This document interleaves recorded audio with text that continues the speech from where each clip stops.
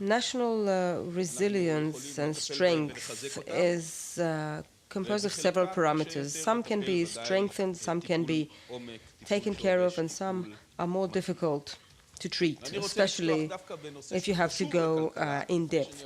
We are here, a tiny Jewish country,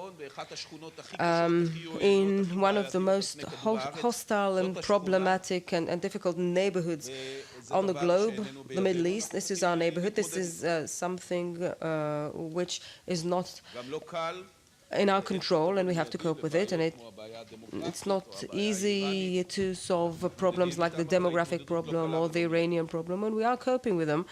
But it's not easy to do, and it's not something that we can change instantaneously. Another important element is the ability of a country to cope with economic crises. And here Israel has proven that it has the ability to cope with such crises, despite the problem of governance. Israel emerged very well from the crisis of 03-04, the dot-com and the Intifada crisis, and resumed growth.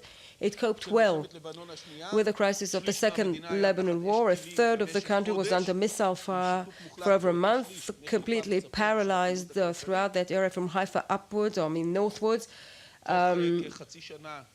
No economic activity whatsoever. Within 6 months, this crisis was behind us, and we went back to significant growth. And of course, the toughest economic crisis ever since the Second World War right now, and Israel has once again proven that it can cope.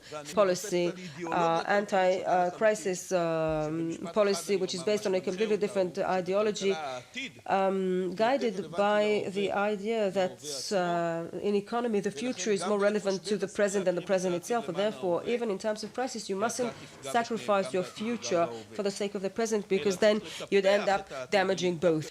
I'd like to summarize by saying that national strength is made up of security, strength, mental strength, and economic strength. And economic strength is no less important than the other two kinds.